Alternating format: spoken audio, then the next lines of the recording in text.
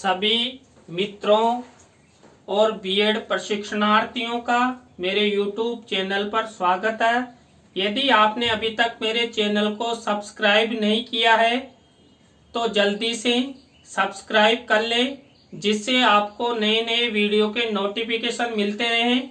देखिए, जो हम पेपर का अध्ययन कर रहे हैं, अधिगम के लिए आंकलन, असेसमेंट फॉर लर्निंग, उस पेपर के अंतर्गत आज हमारी क्लास का टॉपिक रहेगा मूल्यांकन का महत्व।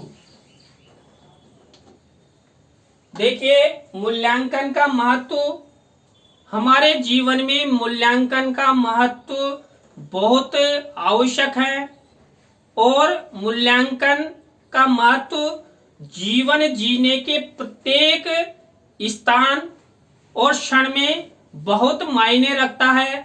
हम बाजार जाते हैं, वहां पर भी किसी वस्तु को खरीदने से पहले उसका मूल्यांकन करते हैं कि वस्तु का मूल्य क्या है, वस्तु सही है कि नहीं है। उसके बाद उसके परिणाम का अध्ययन करते हैं कि ये वस्तु हमें लेनी चाहिए कि नहीं लेनी चाहिए, ये वस्तु हमारे बजट के अनुसार है कि नहीं है। तो देखिए, विद्यार्थी जीवन में जो अध्यापक के द्वारा विद्यार्थियों का मूल्यांकन किया जाता है, उस मूल्यांकन का बहुत महत्व है विद्यार्थियों के लिए, विद्यार्थी जीवन के लिए। तो जो विद्यार्थी मूल्यांकन होता है, वो मूल्यांकन शिक्षक, छात्र और अभिभावक तीनों के लिए बहुत महत्व रखता है। क्योंकि देखिए, छात्र के लिए मूल्यांकन महत्व होता है, अभिभावक के लिए क्योंकि उनका बालक आगे प्रगति करता है, और शिक्षक के लिए कि जो शिक्षक द्वारा शिक्षण अधिगम करवाया गया वो प्रभावी हुआ कि नहीं हुआ। तो मूल्यांकन छात्र, अभिभावक और शिक्षक तीनों के लिए महत्वपूर्ण है। और देखिए, मूल्यांकन का महत्व के अन्य बिंदु देखिए, प्रदत्त ज्ञान की सीमा निर्धारण हेतु। देखिए, अध्यापक द्वारा जो भी विद्यार्थियों को ज्ञान उपलब्ध करवाया जाता है, उस प्रदत्त ज्ञान की सीमा निर्धारित मूल्यांकन के द्वारा स्पष्ट की जा सकती है।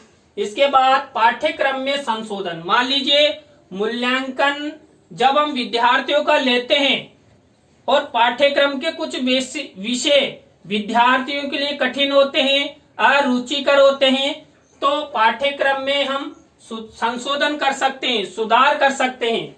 शिक्षण प्रक्रिया में परिवर्तन एवं सुधार। देखिए, एक अध्यापक जब शिक्षण अधिगम करवाता है, दृश्य श्रव्य उपकरणों का प्रयोग करता है, अगर उसका शिक्षण प्रभावी नहीं है, यानी कि जो मूल्यांकन है उसका परिणाम अच्छा नहीं आया है, तो शिक्षण प्रक्रिया में परिवर्तन और सुधार किया जा सकता है मूल्यांकन लेने के उपरांत। इसके बाद कमजोर विषयों की जानकारी। देखिए, मूल्यांकन के द्वारा कमजोर विषयों की जानकारी के बारे में हमें पता लग जाता है, क्योंकि विद्यार्थी किन विषयों को अधिक लेना चाहते हैं, रुचि रखते हैं, पढ़ते हैं, तो विषयों की जानकारी मिल जाती है। विद्यार्थियों का वर्गीकरण। देखिए, मूल्यांकन के द्वारा हम विद्यार्थियों का वर्गीकरण कर सकते हैं। प्रतिभाशाली, औसत बुद्धि वाली, कमजोर बुद्धि वाला, प्रतिशत के आधार पर कर सकते हैं, स्थान के आधार पर कर सकते हैं।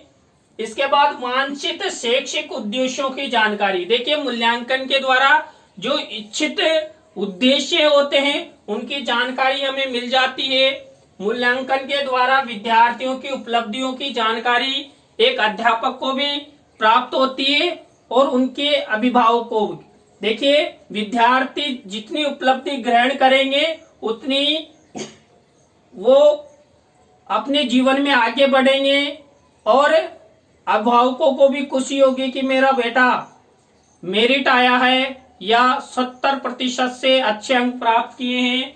इसके बाद मूल्यांकन के द्वारा शिक्षण विधियों, प्रविधियों की सफलता का ज्ञान भी मिल जाता है। देखिए, अध्यापक शिक्षण के दौरान शिक्षण विधियों का प्रयोग करता है, उप विधियों का प्रयोग करता है, श्रव्य दृश्य उपकरणों का प्रयोग करता है, शिक्षण सूत्रों का उपयोग करता है, शिक्षण सिद्धांतों का उपयोग करता है। तो उन सब के बारे में पता हमें मूल्यांकन के द्वारा चलता है। अधिगम हेतु अभिप्रेरणा, देखिए मूल्यांकन के द्वारा अधिगम हेतु अभिप्रेरणा मिलती है, क्योंकि कई विद्यार्थी फेल हो जाते हैं तो उन विद्यार्थियों को अभिप्रेरणा मिलती है कि हमने पढ़ा नहीं, ज्ञान ग्रहण नहीं किया तो हम फेल हुए, और जो विद्यार्थी अच्छे अंकों से पास होते हैं वो विद्यार्थी और अधिक आगे बढ़ना चाहते हैं कि मैंने 60% अभी इस कक्षा में प्राप्त किया है तो अगली कक्षा में मैं 80% अंक प्राप्त करूंगा। तो मोटिवेशन मिलता है। मूल्यांकन के द्वारा व्यक्तिगत एवं सामूहिक मार्गदर्शन मिलता है। जो विद्यार्थी कमजोर रह जाते हैं, फेल हो जाते हैं, ऐसे विद्यार्थियों को शिक्षक द्वारा व्यक्तिगत एवं सामूहिक मार्गदर्शन प्रदान किया जाता है, उनको समझाया जाता है, उनको व्यक्तिगत कक्षाएं दी जाती है, अतिरिक्त कक्षाएं दी जाती है। इसके बाद मूल्यांकन के द्वारा विद्यार्थियों की रुचियों का ज्ञान हो जाता है। देखिए विद्यार्थी जीवन में मूल्यांकन के द्वारा विद्यार्थियों की रुचि का ज्ञान का पता लगता है कि विद्यार्थी की रुचि किस क्षेत्र में है। इससे पहले के वीडियो में हमने मूल्यांकन के क्षेत्र पढ़े थे, उन क्षेत्रों में से विद्यार्थी किस क्षेत्र में रुचि रखता है।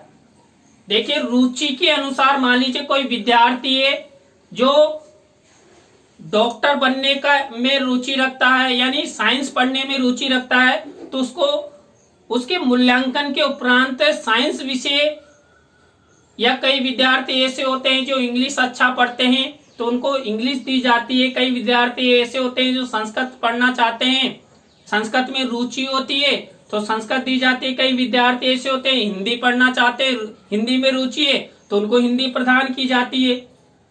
तो कई विद्यार्थी ऐसे होते हैं जो पढ़ने में कम रुचि रखते हैं, पाठ्य सहगामी क्रियाओं में रुचि अधिक रखते हैं, तो उनको पाठ्य सहगामी क्रियाओं में आगे बढ़ाया जाता है, जिससे वो खेलकूद या अन्य कलात्मक रचनात्मक क्रियाओं में अपना नाम रोशन कर सके, अपने अभिभावकों का नाम रोशन कर सके, अपने विद्यालय का नाम रोशन कर सके। तो मूल्यांकन के द्वारा विद्यार्थी की रुचि का ज्ञान प्राप्त हो जाता है। तो देखिए ये मूल्यांकन का महत्व है और ये परीक्षा में कई बार आ चुका है, तो आप इस प्रश्न को अच्छे से तैयार कर लें। और ये आपके जो 5 से 7 अंकों वाला प्रश्न आता है उसमें जरूर आता है, और ये 5 से अधिक बार आपकी परीक्षा में आ चुका है। तो आज की लाइव क्लास में बस इतना ही। कल नए टॉपिक के